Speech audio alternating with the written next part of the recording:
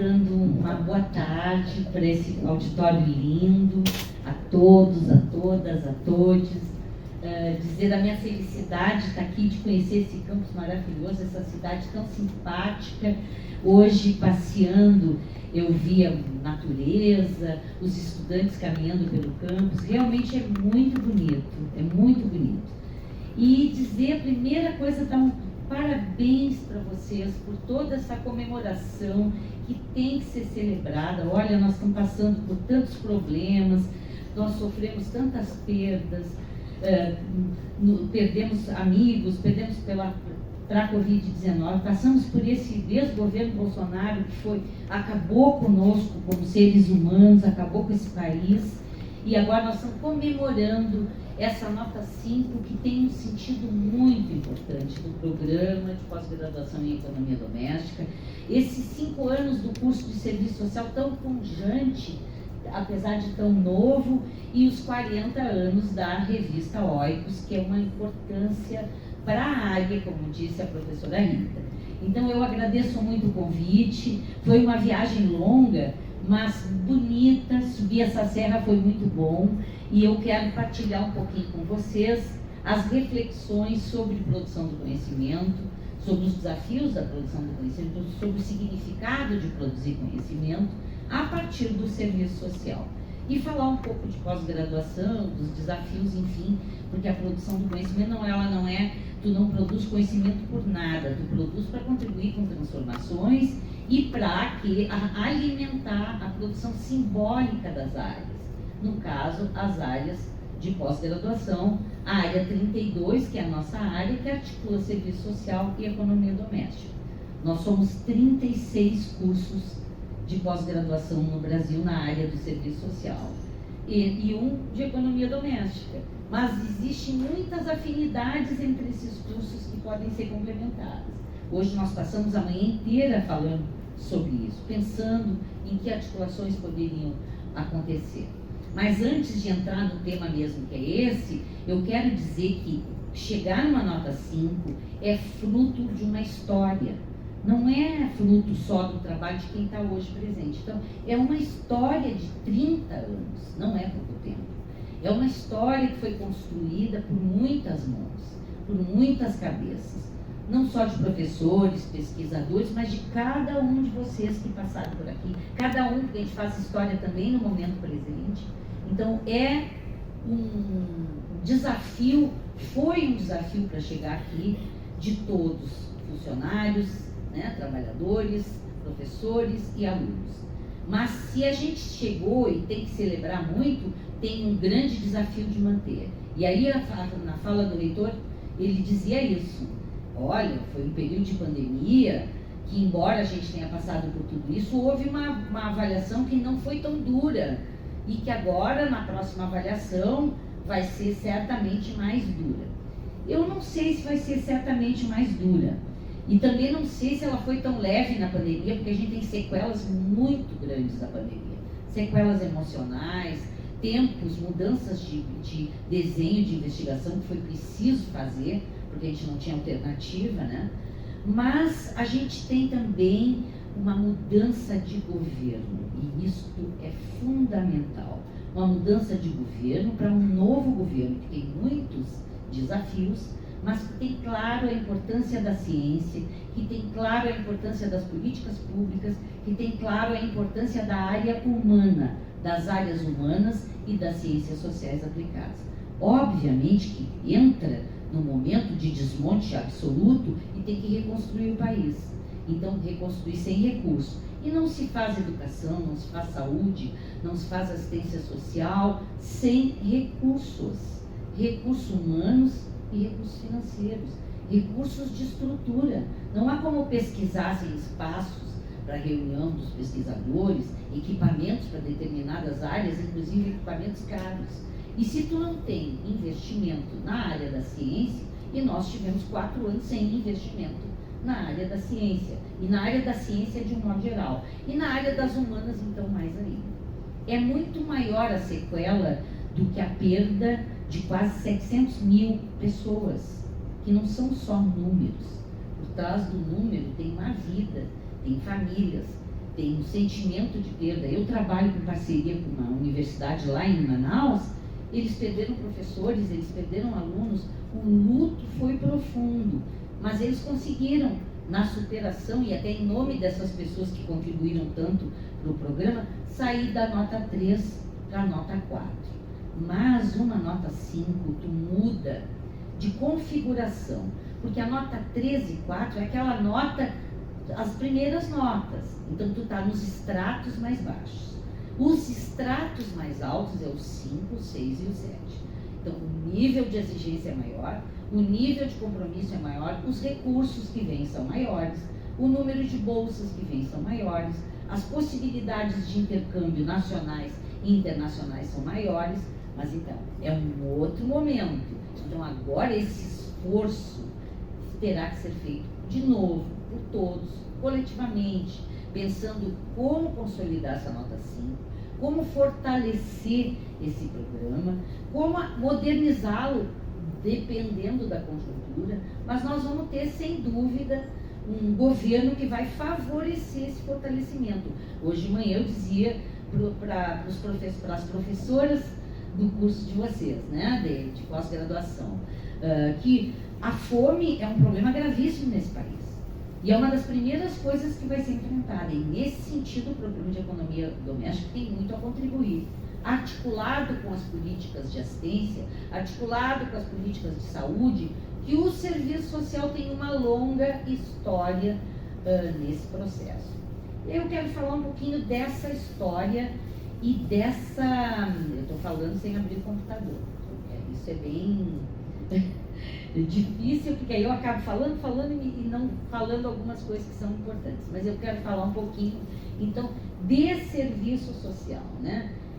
Que profissão é essa? Serviço social é uma profissão inserida na divisão social e técnica do trabalho, profissão, portanto, com trabalhadores. É uma área de conhecimento, sim, não é ciência, mas produz conhecimento científico. Então, nós estamos discutindo aqui o que é essa produção de conhecimento científico. A área do serviço social se debruça sobre aquilo que é o objeto de seu trabalho, que são as refrações da questão social, não a questão social. Que a questão social é essa contradição entre capital e trabalho.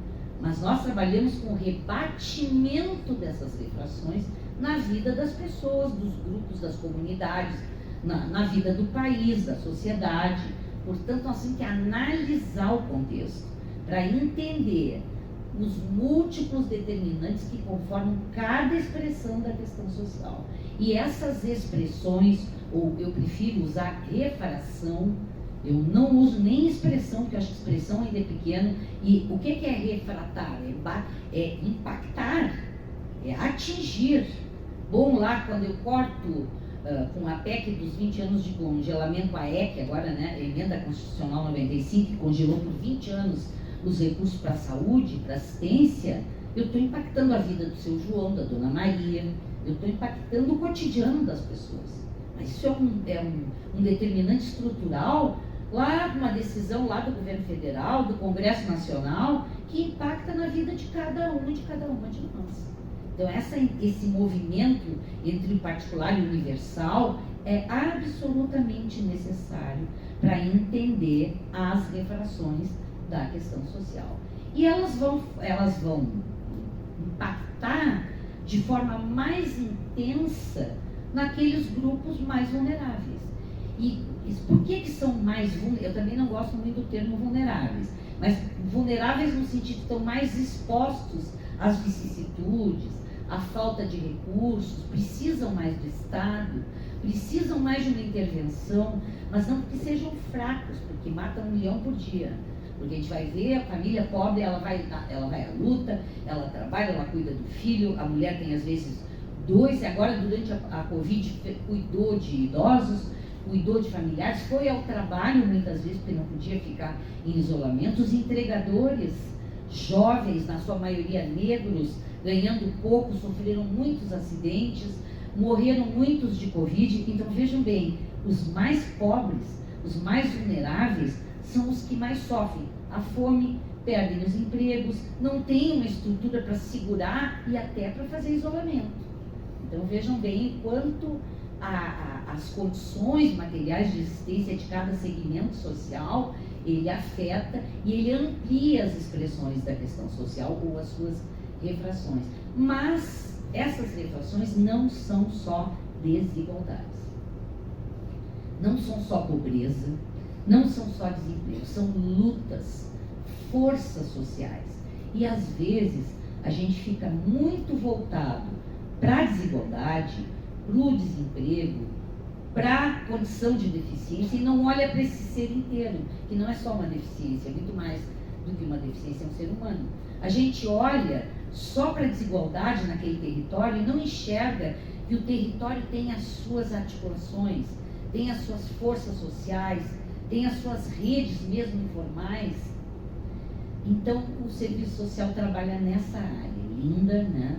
E que pode ser mediada em vários espaços socioocupacionais, na saúde, na assistência, na área sociojurídica, enfim, com crianças, com jovens, com idosos, com migrantes, com público diverso, com processos diversos. Então, no âmbito das políticas sociais, no âmbito das políticas públicas para além das políticas sociais, mais recentemente no âmbito da educação, e nós produzimos conhecimento sobre isso, sobre a nossa intervenção nesses espaços socioocupacionais, onde as expressões da questão social se manifestam de forma diferenciada, embora com uma raiz comum.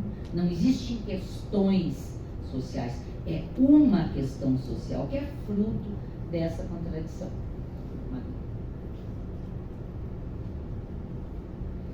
E aí, contradição entre capital e trabalho. Mas o capital, ele não é dinheiro. O capital é uma relação social. Uma relação social que inclui o recurso, que inclui o capital fictício, mas que inclui dominação. Então, é dominação por um lado e luta e produção e trabalho pelo outro. Então, a categoria trabalho é central. É central para entender essa profissão. Mas na graduação a gente forma profissionais assistentes sociais para intervirem no mercado de trabalho, etc., nos mais diferentes espaços, desde a gestão das políticas públicas, a área do planejamento, até o atendimento direto da população. A maior parte dos trabalhadores nessa área são empregados no atendimento direto, e isso é muito importante. Agora, num país embrutecido, desmontado, que trabalhar direto com o povo é muito importante para trabalhar consciência, para trabalhar a recuperação do direito, para trabalhar a qualidade da informação, porque quem não tem informação não acessa a direito, para entender que o direito não é um favor que o Estado faz, mas é obrigação, porque política de saúde, política de assistência, política de educação são direitos nossos. Nós vamos discutir o trabalho, então, com essa dupla característica que o trabalho tem na sociedade capitalista.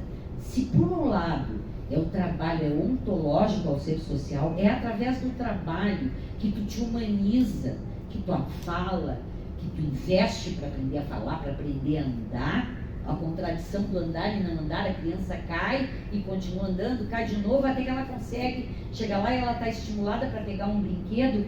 Então ela tem um quantum aí de tempo para ela conseguir andar e vai andar mais rápido se for estimulada, se não tiver empecilhos, mas vai chegar no momento que ela vai dar o salto qualitativo, que é do não andar para o andar.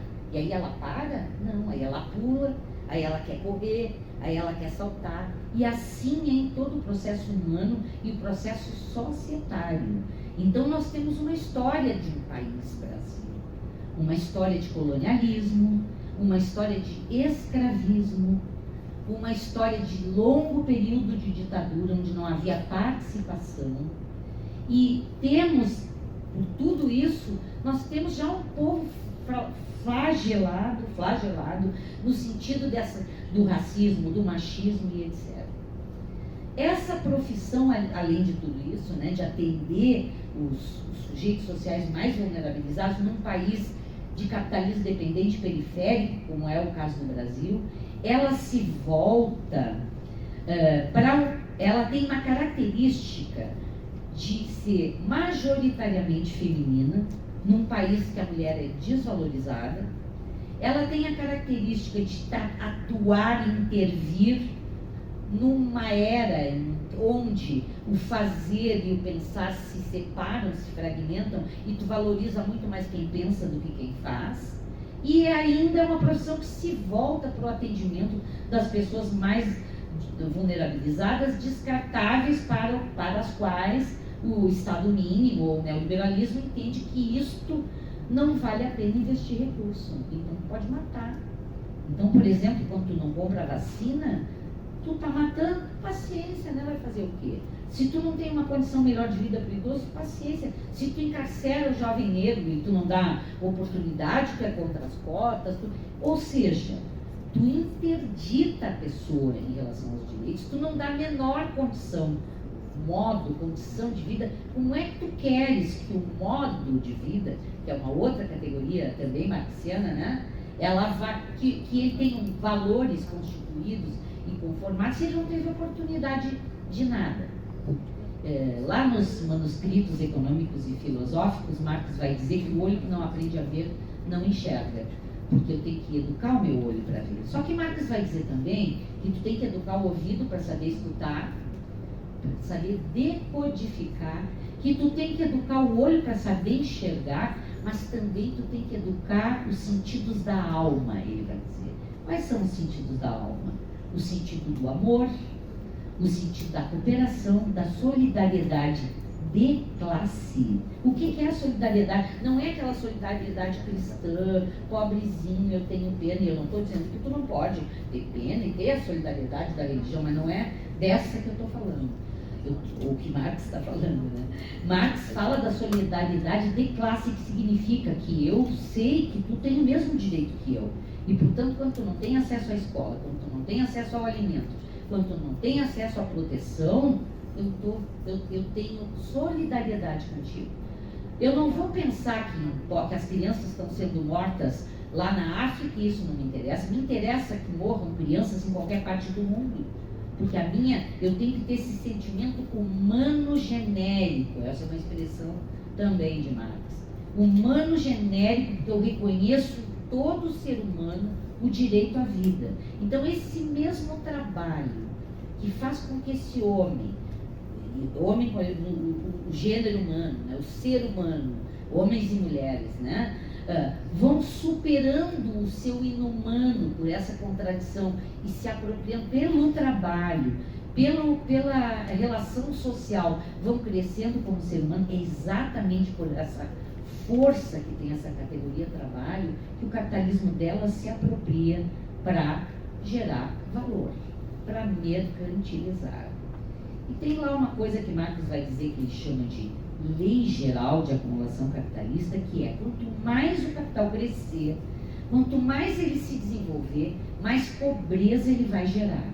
E essa pobreza gerada que sobra, os sobrantes que a gente chama, que não tem mais espaço porque fechou os postos de trabalho, que não tem mais qualificação porque não teve a possibilidade de estudar e de se aprimorar, que não entende de tecnologia, porque não teve a oportunidade de acesso, e cada vez mais a tecnologia está tomando proporções imensas. Agora nós estamos já falando da inteligência artificial, que vai reduzir muitos postos de trabalho, né?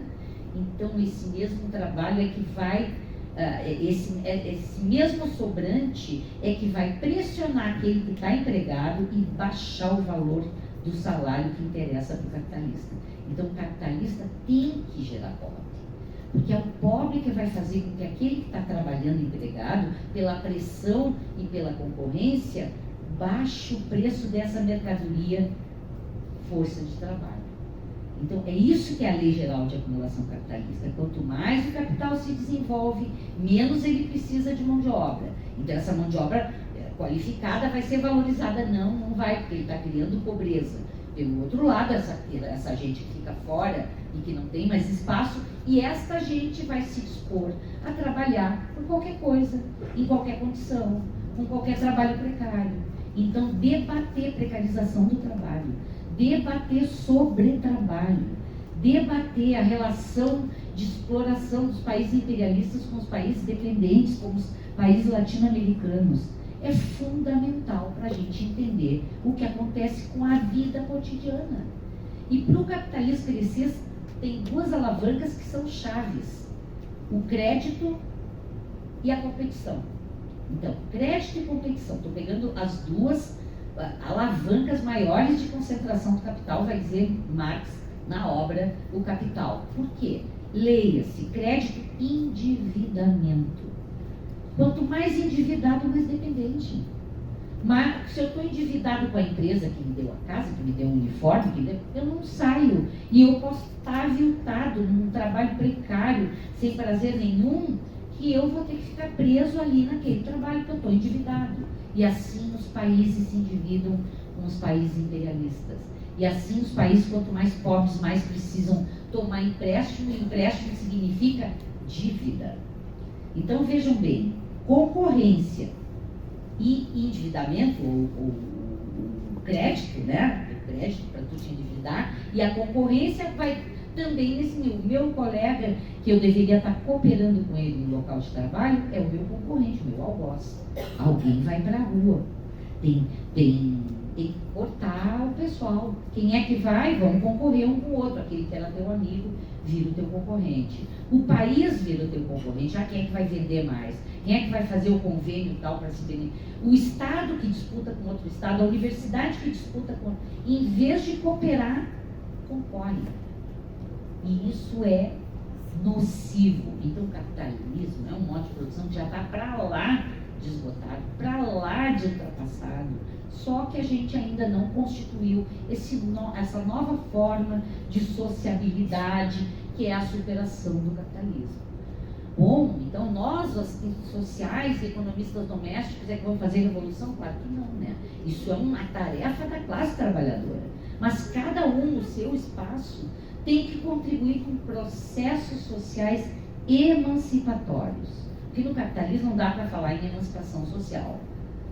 Dá para falar em emancipação política, e olhe lá, para a emancipação política nós teríamos que ter acesso à informação, democracia intensa e radical, para que tu pudesse ir lá votar com consciência, para que tu pudesse pressionar e te manifestar quando tu te sente lesado, enfim, porque as políticas não fossem moeda de troca. Bom, eu estou falando de produção do conhecimento? Estou falando o tempo inteiro de produção do conhecimento. É sobre isso que nós produzimos. Nós produzimos sobre trabalho, nós produzimos sobre Estado, Estado mínimo, Estado ampliado. Nós debatemos que tipo de Estado a gente quer, né? Nós entendemos, discutimos o neoliberalismo, que isso são as determinações macrosociais. Mas como é que isso bate lá, para usar uma expressão que eu adoro da Carmelita, um tempo miúdo da vida, na história da Maria, do João, na história do cachorro, que é parte da família, né? Que dizem que não é, mas na minha pelo menos é. Então, assim, é disso que eu estou falando. Então, desse miúdo ao amplo, esse vai e volta é absolutamente necessário para desocultar o real. E quem não desoculta a aparência, o fetiche, a manipulação, não tem como projetar, propor, e aí a gente planeja, projeta, propõe com a população, não sobre a população, com a população, que também tem um saber feito, que é como diz Paulo Freire, um saber da vida. E aí, esses processos sociais, eu posso estar lá na política de assistência reproduzindo o já produzido, cumprindo as regras, a tipificação e etc., não fazendo uma transformação, não fazendo uma reflexão.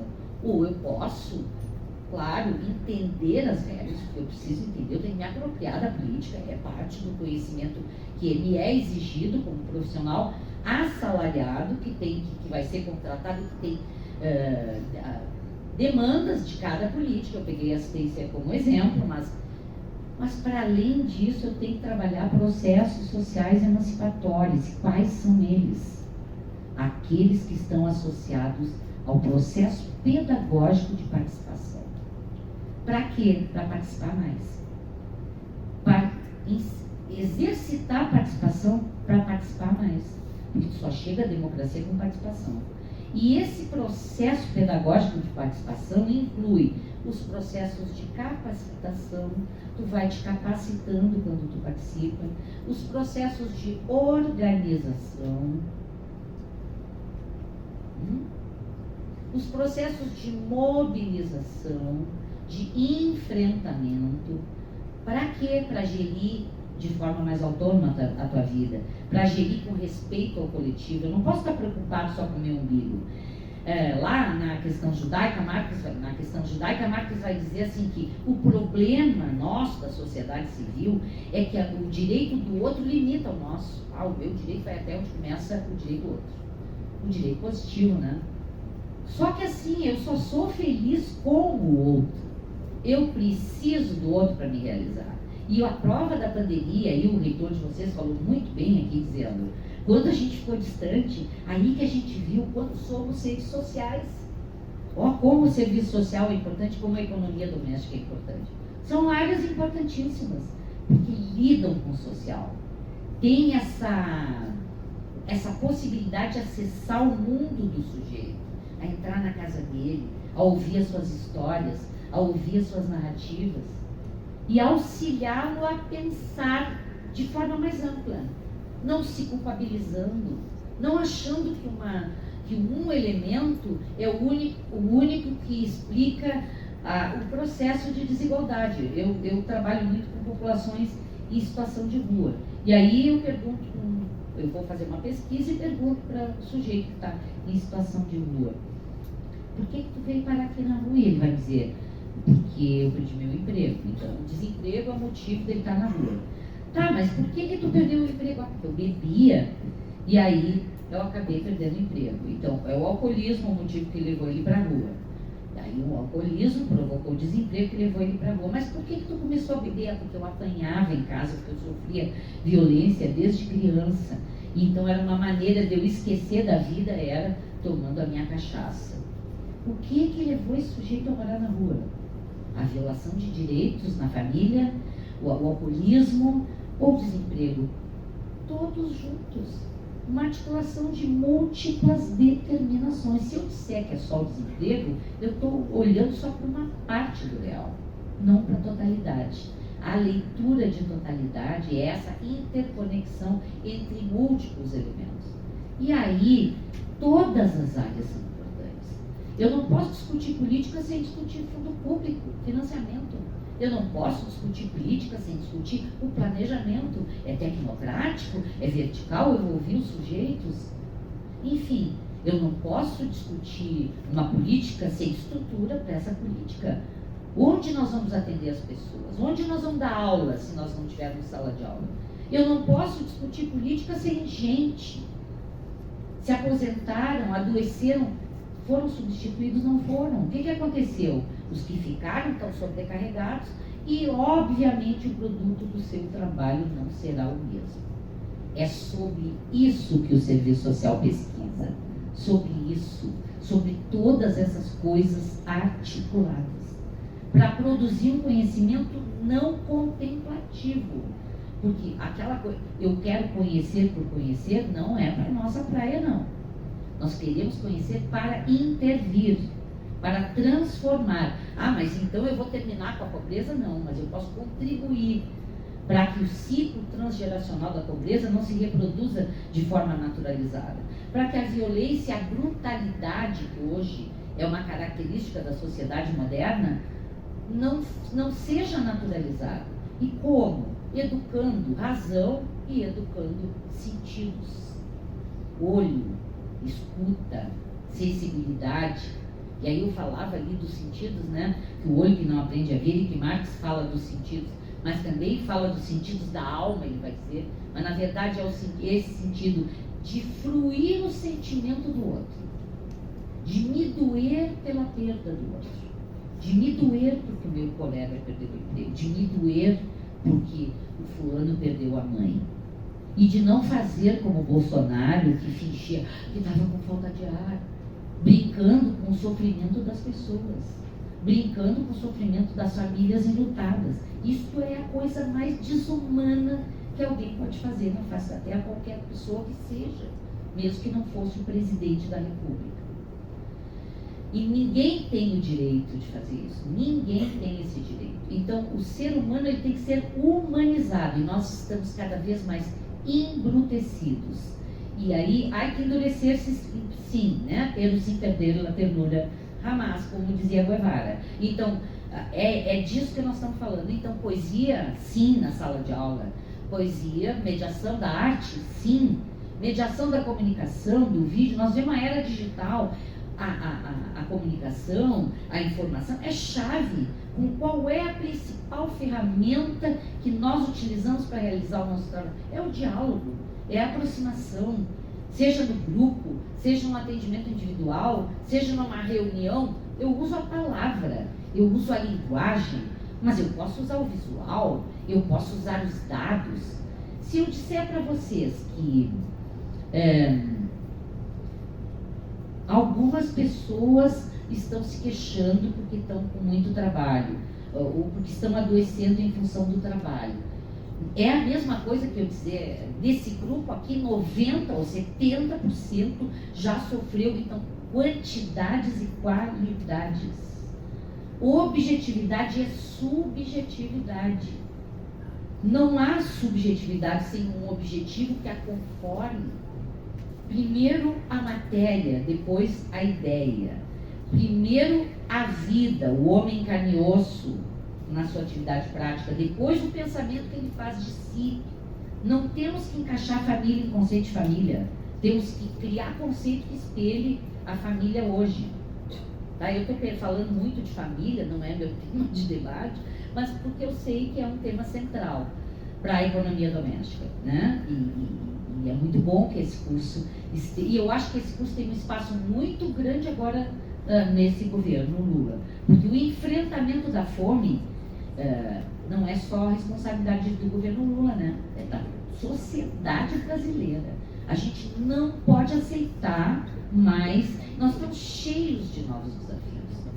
Lá no CRAS, no CREAS, está chegando migrante com culturas diversas, nós temos que conhecer essas culturas diversas, com necessidades diversas, porque a gente não quer só comida, a gente quer comida, diversão e arte.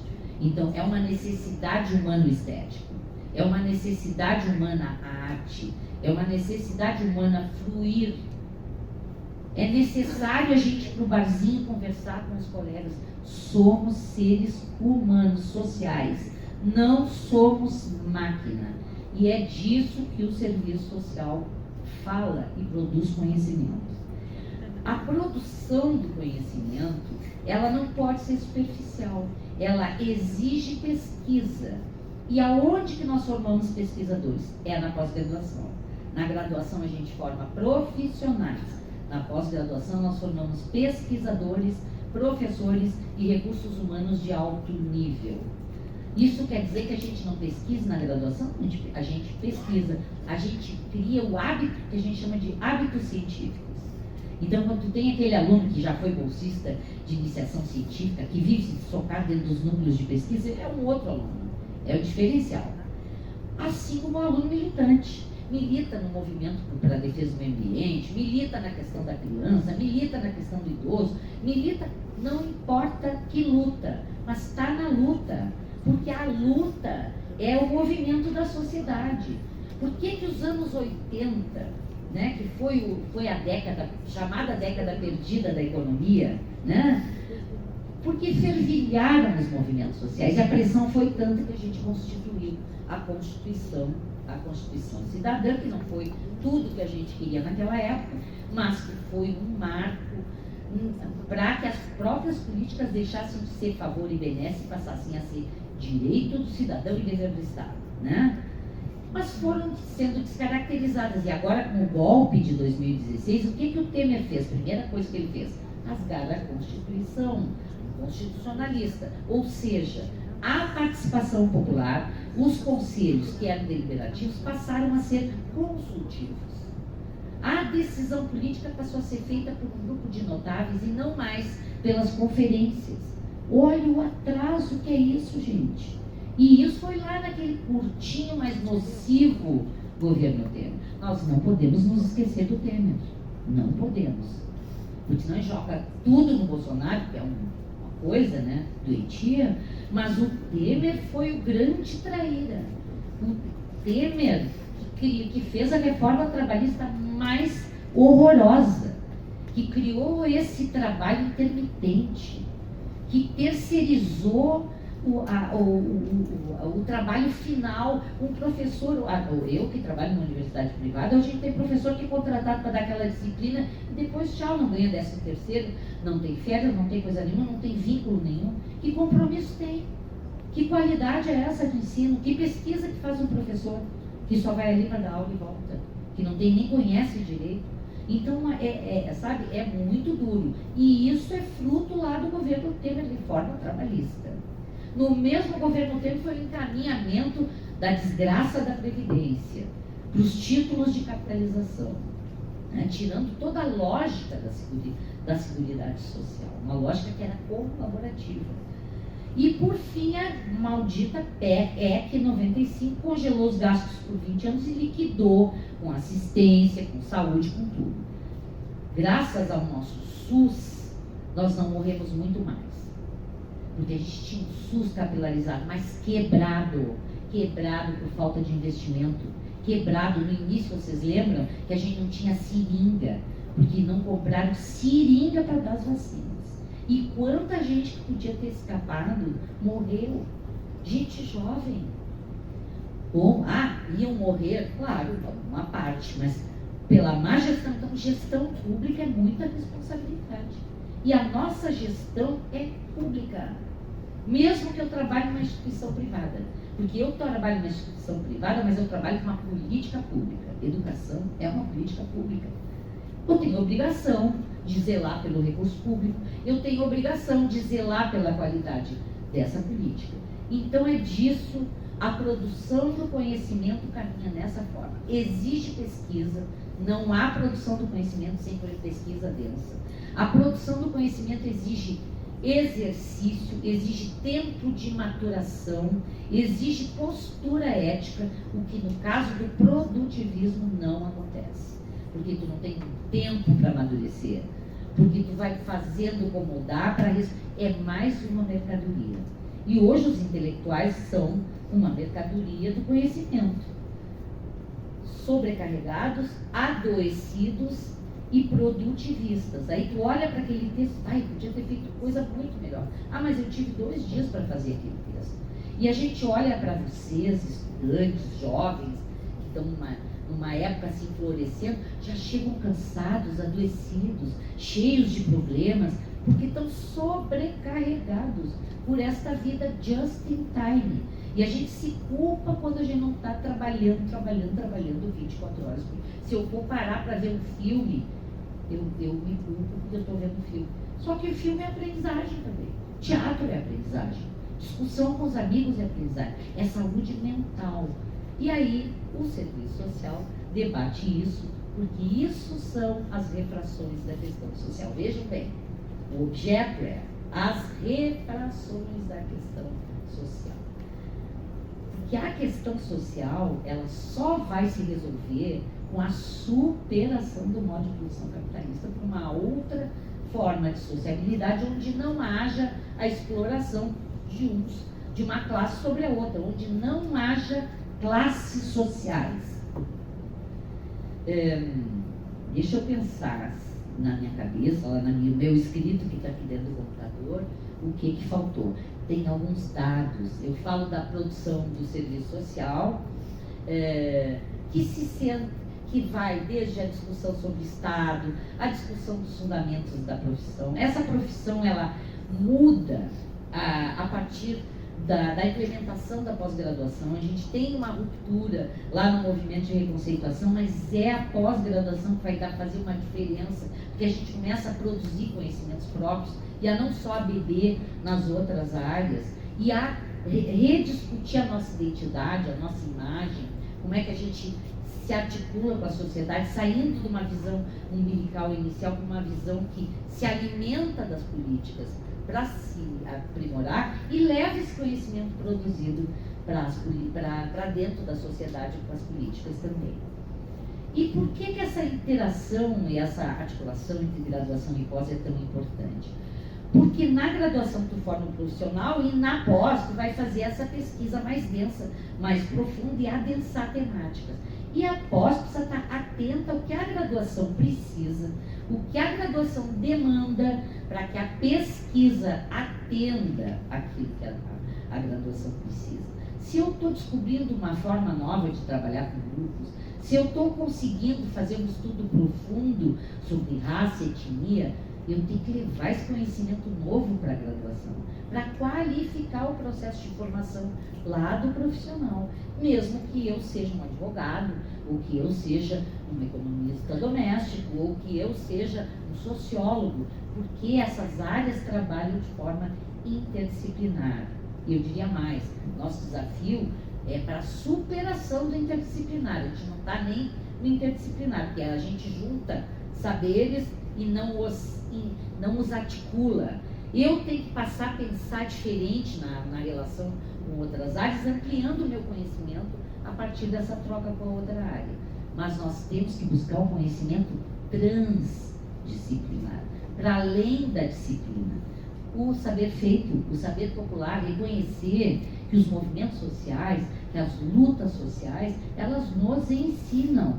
Quem sou eu para ir lá ensinar o MST como é que tem que se organizar e fazer luta? Eu vou aprender com o MST e não me ensinar. Eu vou lá entender como é que se organiza. Eu vou entender por que aquela ocupação foi feita. Eu vou entender por que a habitação, que tipo de habitação é necessária. Se dá para fazer o puxadinho que a população quer. Então, e essa linguagem, eu tenho que sair da linguagem, é tecnicamente impossível para dizer por que não dá, pode desabar, pode desmoronar, mas falar a língua do povo, decodificar a linguagem, porque sem comunicação eu estou falando sozinha, eu estou falando para mim. Eu tive uma vez uma reunião com a Caixa, eu fui com um gerente da Caixa Federal para fazer um mutirão numa comunidade rural. E vieram aqueles trabalhadores de chinelinho de dedo e aquele gerente da Caixa com o sapato. Foi junto. E aí fez um discurso. Aqueles que a Caixa é isso, que a Caixa é aquilo, que não sei o que, e eles pararam. Né? Aí quando ele terminou de falar, um deles, uma liderança dele, levantou e disse: olha, nós queremos agradecer o palavrório do moço, mas nós não entendemos nada. Ou seja, ele falou para ele. Então, foi uma perda de tempo por educação, eles ouviram, não entenderam uma palavra que ele disse, porque aquele discurso rebuscado. Olha, se eu estou numa conferência científica lá com os papas daquele assunto, eu posso usar, mas cada área tem o seu jargão e tem que decodificar. Aí eu vou chegar lá e vou dizer para a dona Maria lá que está passando fome, olha, porque as expressões da questão social, porque a lei geral de acumulação capitalista me poupe, né?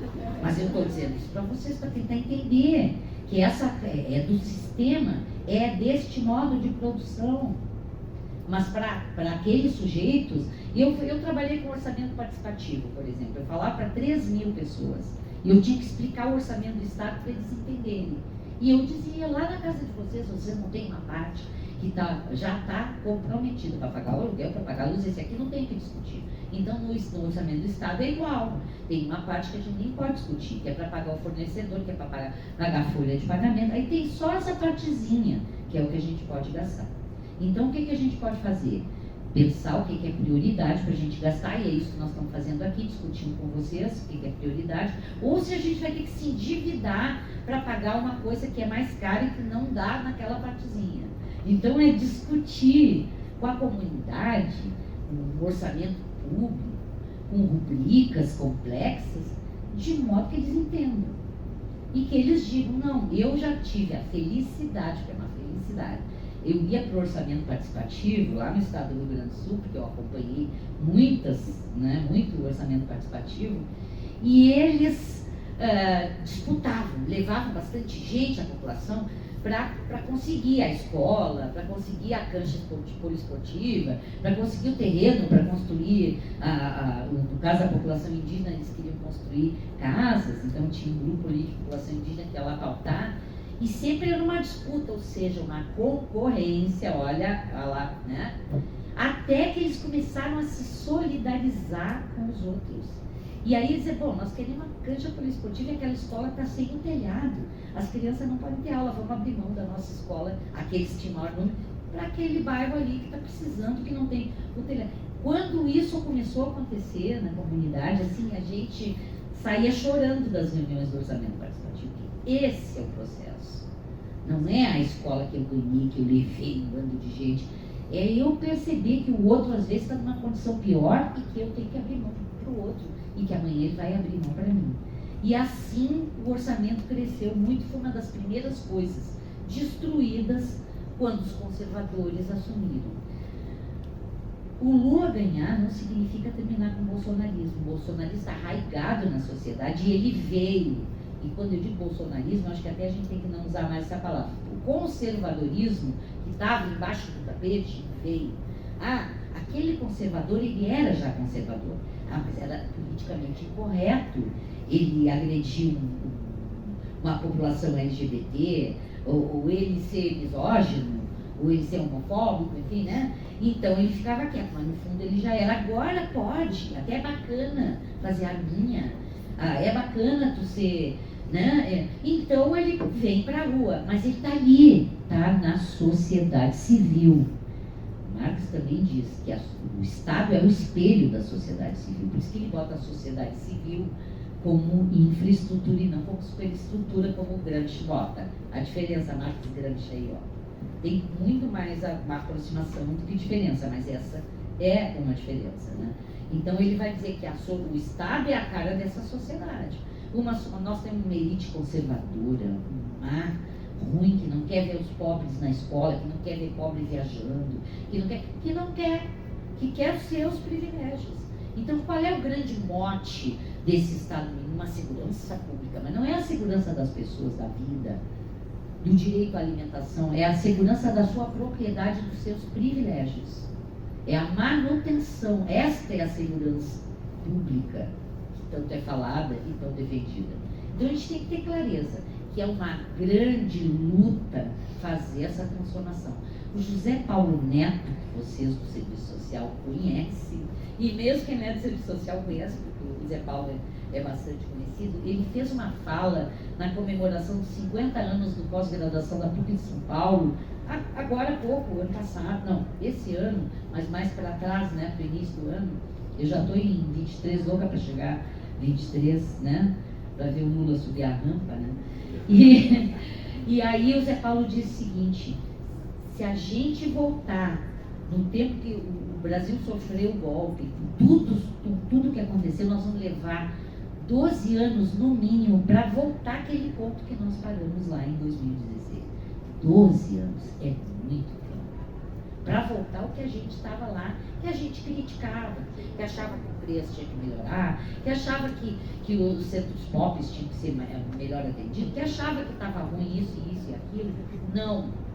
Nós vamos para conseguir sair daquele patamar. Hoje a gente diz, não terminem com o SUS, não terminem com o SUS, contratem, porque as pessoas se aposentaram.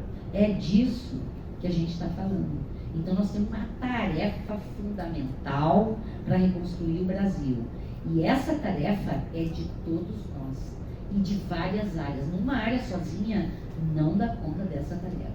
O serviço social é uma área super importante, porque lida com as políticas públicas, lida com os processos sociais. Veja, quando eu falei de pobreza, fome, subjugação, eu falei de processos sociais subalternizadores, os emancipatórios. Participação, gestão, cooperação, capacitação. Vejam, subalternizadores, aqueles que desvalidam a pessoa vem para participar no conselho, aí diz uma bobagem que não sabe e tu dá uma risada.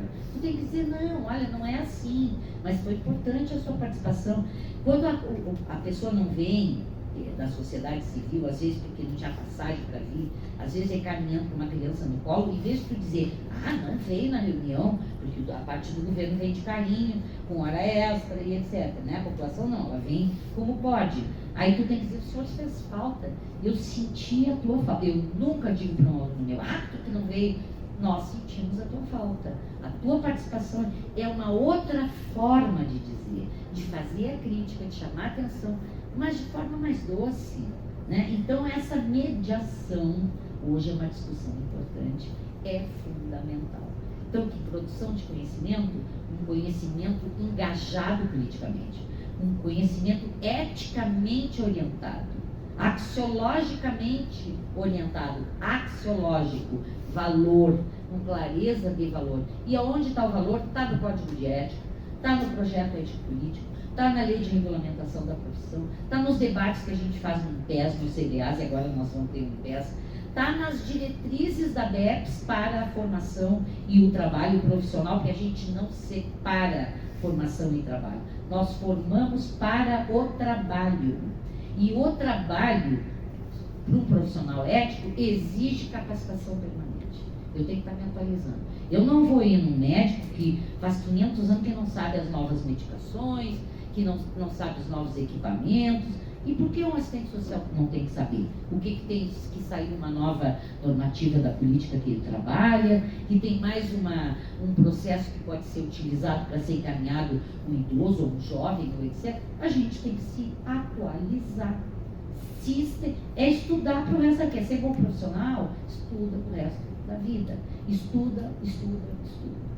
O Reinaldo Pontes escreveu um livro que se chama Mediação, que é a sua mediação em serviço social, né? A categoria mediação, e ele, na sua dissertação de mestrado, tese de doutorado do Reinaldo, ninguém sabe qual é, eu pelo menos não sei, mas esse livro está na 10ª edição, olha a importância desse livro. E hoje a gente está rediscutindo, eu trabalho em parceria com Manaus e com Pará, e o Reinaldo é um dos parceiros, que hoje a gente precisa reinventar essas mediações, e ele vai trabalhar com 2 tipos de mediação.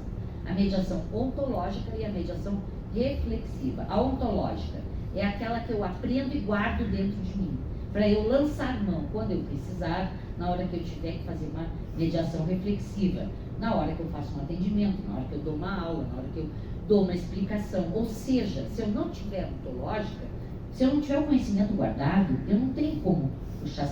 Se um árabe falar comigo, eu não tenho como responder, eu não tenho a linguagem árabe na minha cabeça, eu não aprendi a falar árabe. Enfim, se eu não aprender, se eu não desocultar, se eu não exercitar, e como é que eu aumento essa cadeia de mediações que está lá na minha cabeça? Estudando, fazendo pesquisa, lendo e vivendo experiências. As experiências também nos aportam muitos conhecimentos. Mesmo as experiências ruins, a gente aprende até o que não fazer, do que fugir. Porque a vida é isso, não é só maravilha, né? A gente tem boas e más, e aí a gente tem que aprender a ampliar essa cadeia. E essa cadeia, ela é sensível também, porque eu capturo o mundo com sentido. Depois a razão vem, e a partir daquilo que eu capturei com sentido, ela pensa, que é o que a gente vai chamar de concreto pensado. E a partir daí é que eu vou agir. E tem que agir. Aquele conhecimento contemplativo que só quer compreender, me desculpa. Compreender para quê? O que para quê? Né? Pesquisa tem que ter um o que e um para quê. Projeto de trabalho tem que ter um o que e um para quê. Tá? Então, nós não somos uma profissão contemplativa. Nós somos uma profissão que quer transformar, mesmo que seja uma gotinha. Nós queremos intervir, nós queremos transformar. Nós não nos conformamos com a desigualdade que está posta, com o racismo, com a violência contra a mulher, com a violência contra o idoso, com a violência estrutural, com a naturalização da desigualdade. Não nos conformamos. Esse o nosso projeto é esse. Essa é a base do nosso projeto.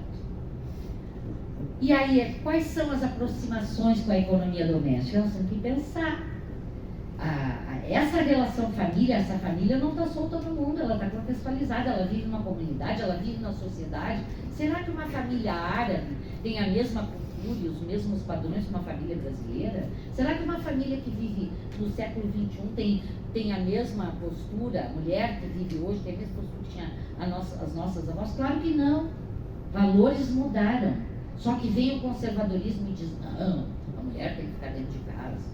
Não, o cidadão de bem é aquele que a família tem que ser o pai, a mãe e o filho. O cachorro não faz parte da família. Olha que absurdo, né? Então eu estou rindo, mas brincando, mas é isso. Famílias são conformadas, se modificam, e é o conceito que tem que se modificar, não a família. O real é movimento, o que os nossos conceitos sejam movimento. O real é contraditório, que a gente trabalhe com a contradição. A política, ela não é só boa. Ela liberta por um lado, atende mesmo, mas também atende ao interesse do capital. Mas também conforma. Mas também reitera, às vezes, desigualdade e discriminação. Esse toque crítico só é possível quando a gente estuda. Quando a gente pesquisa, Freire já dizia, não há educação sem pesquisa e não há pesquisa sem educação. E nós estamos falando de profissionais que se educam e pós-graduandos que se educam para dar aula e para formar outros profissionais. Olha, a nossa responsabilidade é imensa, né? É ético a gente estar sempre se atualizando. Eu vou terminar. Eu não sei se eu falei tudo que eu tinha que falar, mas os temas que a gente discute, as prioridades dos temas assim, questão social, trabalho é o principal tema, políticas sociais. Aliás, a maior concentração temática da nossa área é políticas sociais, políticas públicas. A segunda maior concentração é trabalho, e aí amplo. O trabalho da ciência social, mas também o mundo do trabalho, as doenças provocadas pelo trabalho, o sobretrabalho. Aí, Estado, neoliberalismo também é tema de grande estudo nosso. Financiamento público é tema de estudos nossos. Deixa eu me lembrar se tem mais alguma coisa que tenha sido os mais destacados. E esses são os temas que estão nas áreas de concentração dos programas de pós-graduação em serviço social e que dominam as linhas de pesquisa. Então, para a gente pensar também sobre isso. Que produção é essa? Nós temos muitos periódicos de muita qualidade, mas nós temos dois que é a revista Serviço Social e Sociedade, que desde 79 ela surge, que foi um divisor de águas na construção do conhecimento em serviço social. E nós temos a Temporalis, que antes eram os cadernos APCDEPs, que depois se transformaram na revista Temporalis, que hoje ainda continua uma revista que é da BEPS, e portanto, como são a Serviço Social e Sociedade, embora seja da editora Cortez, que sempre foi uma grande colaboradora com a nossa área, ela está muito articulada à PUC de São Paulo. Embora não seja, a PUC de São Paulo não tem uma revista própria do curso, né? Nós temos a Texto e Contextos, os dois programas que hoje são 7 no Brasil, só tem 2 programas nota 7. E tem só 5 programas nota 5, e vocês são um desses 5. Então, olha que baita responsabilidade. Numa região em que tu tem um 5 e tu tem um outro que é 3, um outro, o 5 ele tem a obrigação de ajudar os outros a se desenvolver. Tem a obrigação de estimular o crescimento. Isso está nas orientações da BEPS. Agora vejam, para a graduação nós temos diretrizes constituídas a partir dos 3 grandes núcleos de fundamentação, né? O núcleo da vida social, do teórico, metodológico da vida social, o núcleo da história da sociedade brasileira e o último núcleo, que é o núcleo do trabalho. Então, vejam bem, o tripé na graduação é esse. Por que a pós tem que seguir esse tripé, contemplar esse tripé no seu debate? Porque é a pós que vai formar a graduação.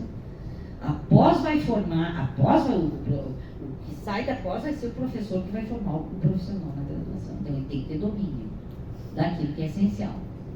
Qual é o eixo articulador da formação? As expressões da questão social. E o que é transversal? Uma coisa é diferente da outra. Ó. Eixo articulador. Tudo tem que ser, por exemplo, eu comecei uma aula de planejamento, eu tenho que dizer o que tem a ver o planejamento com as expressões da questão social. Eu comecei uma aula sobre raça, etnia. O que isso tem a ver com as expressões da questão social? Porque as expressões da questão social é o eixo articulador e, portanto, ele tem que estar em tudo que é disciplina. Toda disciplina tem que começar articulando a partir do eixo articulador, que é a questão social. Tá? Agora, o que é transversal? A ética e a pesquisa. A gente tem disciplina de ética, a gente tem disciplina de pesquisa para não perder a discussão da ética e da pesquisa em si, técnicas, instrumentos. Mas o que é ser transversal? Em todas as disciplinas, tu tem que fazer exercícios éticos e exercícios investigativos. Então, lá eu estou na disciplina análise de conjuntura, tá? Eu vou dizer para o meu grupo, bom, hoje vocês vão para casa e a tarefa é vocês pesquisarem no Google, na internet, no YouTube, no Instagram, no Rainfarta, porque aí todo mundo gosta de fazer, porque é o mundo da vida, o que é conjuntura. E aí na próxima aula a gente vai ver o que eu estou fazendo. A minha disciplina de pesquisa, não, é de análise de conjuntura. Mas como é que eu vou tratar de análise de conjuntura sem investigar? Aí eu posso dizer, bom, hoje nós vamos para a sala lá dos computadores, olhar os dados de realidade da nossa conjuntura. Quantos desempregados, quantos desalentados, quantos jovens encarcerados, quantas mulheres sofrem, para tentar pegar informações para fazer análise dessa conjuntura, que é a junção de dados. Então eu exercito a análise do dado, eu tenho que saber fazer leitura de dados. Não é só fazer a pesquisa, montar a grade, fazer a análise. Eu tenho que saber olhar o dado lá do IBGE, o dado da FEE, da PNAD contínua, do Ministério da Saúde, para qualificar os meus produtos do meu trabalho. Um laudo social, um projeto de trabalho, um projeto de pesquisa. Vejam bem o quanto a pesquisa é fundamental e transversal. E tudo que eu faço tem que ter ética. Tudo que eu faço, eu tenho que estar preocupado em devolver. É ético devolver. Então, como é que eu vou fazer uma pesquisa e não vou dizer como é que eu vou devolver? Isso é antiético. Ética não é só o cuidado ético com a imagem, assinar o termo. É postura ética também. É respeito pelo outro. É ver o outro, como diz o Paulo Freire, como um outro eu. Não como um mero isso ou aquilo. Né? Paulo Freire diz isso. Paulo Freire é um poeta, né? Um educador poeta. E aí, para terminar e abrir para vocês, e eu sei que eu fugi um pouco dessa coisa mais formal, científica da produção do conhecimento, mas a gente produz sobre aquilo que a gente faz, a gente fala daquilo que a gente é, né? Não é invenção. Só que para isso a gente precisa amadurecer e sistematizar o conhecimento e ter critério de cientificidade. E os critérios, eles são a originalidade do critério, a densidade é outro critério, ou seja, eu não posso ficar na superfície. A objetivação, diferente de objetividade, objetivação, eu trago o dado e trago o argumento e trago a teoria. Porque eu quero ver o dado e posso discordar da tua avaliação. Porque se eu só trago conversa sem dado, como é que a pessoa que está lendo vai acreditar naquilo que eu estou dizendo ali? Então essa objetivação é trazer o dado. Aí eu dou minha opinião, se você quer discordar, mas está lá o dado para tu olhar. E o que é dado, gente? Dado é número, é índice e é fala de sujeito. E é trecho de documento. Isso é dado. Isso é dado. E é sobre isso que a gente se debruça. Seja da área jurídica, da social, seja a respeito da família, seja a respeito da sociedade, seja a respeito do meio ambiente. A gente tem que trabalhar com dados, com documentos, com legislação e etc. Com a fala dos sujeitos, que é a narrativa de quem vive, e com os índices, número quanto por cento foi desmatado. Não é só conversa, tem que ter um número, quantidades e qualidades. Tá? Aí estou falando de pesquisa, que é produção de conhecimento, que não há sem pesquisa.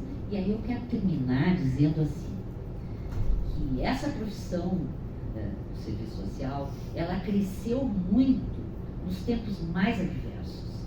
Durante a ditadura ela cresceu, porque se aproximou da teoria crítica. E o que eu estou falando de teoria crítica? Do marxismo e da obra marxiana. A obra marxiana é a obra de Marx, E o marxismo são aqueles que prosseguem a obra de Marx, Gramsci, Lefebvre, Lukács, e mais atualmente autores como, enfim, os atuais que a gente chama, David Harvey, enfim, vários autores atuais, os próprios autores do Serviço Social, Marilda, Zé Paulo, que vão beber em Marx e Engels, mas não só neles. Então é aí que o Serviço Social dá o seu grande salto, é o seu grande salto que faz da tentativa de ruptura com o conservadorismo. Mas isso é hegemônico, não quer dizer que é total, não quer dizer que é absoluto. Dentro da própria profissão, a gente vai ter gente que pensa diferente. A gente vai ter gente que quer fazer serviço social clínico, que quer fazer... Não tem serviço social clínico, não tem serviço social para criança, não tem serviço social para idoso. Tem um espaço socioocupacional vinculado ao idoso, e aí se eu vou lidar com o idoso, eu vou ter que aprender sobre envelhecimento também. Mas as ferramentas são genéricas, a formação é generalista. E o professor que vai formar assistente social tem que saber disso. Se é crítico, o professor tem que ter uma formação crítica. Ele tem que ter base para ele poder formar o outro. E os movimentos sociais são fundamentais também nesse processo. Entender os movimentos, o porquê, entender que o movimento também reproduz contradição. Às vezes dentro do movimento tu tem uma liderança autoritária. O meu homem me troca por cigarro, por cobertor, mas ele pode, eu sou dele. Olha o que é. Ela não enxerga isso como uma violência. Então, às vezes, a pessoa não enxerga e está sofrendo a violência. Ah, não, ele gosta de mim, mas ele bate, porque ele tem um problema na cabeça, ele é pavio curto. Tu acha desculpas para não enxergar. Tu acha desculpa para não ver aquilo que te machuca. Então, esse tipo de coisa é do ser humano. Então, a gente não pode trabalhar só com a voz do sujeito. A gente tem que observar o... Marx, partimos dos homens em carne e osso na sua atividade prática. Só depois vamos ver o eco do seu pensamento. Porque esse eco é capturado. E hoje a gente vive um momento de manipulação intensa, de captura da subjetividade do trabalhador. Giovanni Alves, Ricardo Antunes. Vamos trabalhar isso. Dadô e Laval. Vamos trabalhar isso. Que são quem está discutindo. Raquel Reicheres tem uma produção linda sobre o trabalho. Discutir trabalho é fundamental. Tá? E aí, para terminar, eu vou dizer uma frase de Hegel para estimular vocês a continuarem crescendo. Vocês agora têm um grande desafio de consolidar essa nota 5 e de começar a preparar a nota 6. Porque se o 5 já é bom, que tem mais recurso, tem mais bolsa, o programa é reconhecido, começa a ter mais mobilidade, o 6 é melhor ainda. Aí sim, tem mais recursos para vocês administrarem. E aí vocês vão ter recursos para ir nos eventos, vão poder fazer parcerias internacionais, vão poder trazer pesquisadores. E isso é para pós e reflete direto na graduação. Porque é óbvio que tu vai fazer uma palestra, tu vai trazer a graduação. É óbvio que se tiver mobilidade, tu vai ter mais bolsa de iniciação científica. Então é disso. Então Hegel diz uma coisa, né, que é assim: naquilo com que um sujeito se conforma, mede-se a grandeza da sua perda. Olha o que ele está dizendo. Que eu não me conforme com pouco. Eu não quero esse pouco. Eu quero muito mais. Eu, ser humano, o ser humano transformador e revolucionário é aquele que tem um grande amor pela humanidade. Ele não ama só os seus filhos, só o seu umbigo, só o seu privilégio. Ele ama a humanidade. E a gente precisa amar mais a humanidade. Mais poesia, mais arte, mais troca, mais sociabilidade, menos embrutecimento, menos ódio, menos morte, mais produção, menos produtivismo. Viva o curso de pós-graduação em economia doméstica, viva o curso de serviço social, vida longa para Oicos. Parabéns para vocês que estão construindo essa história tão bonita, tá? É isso.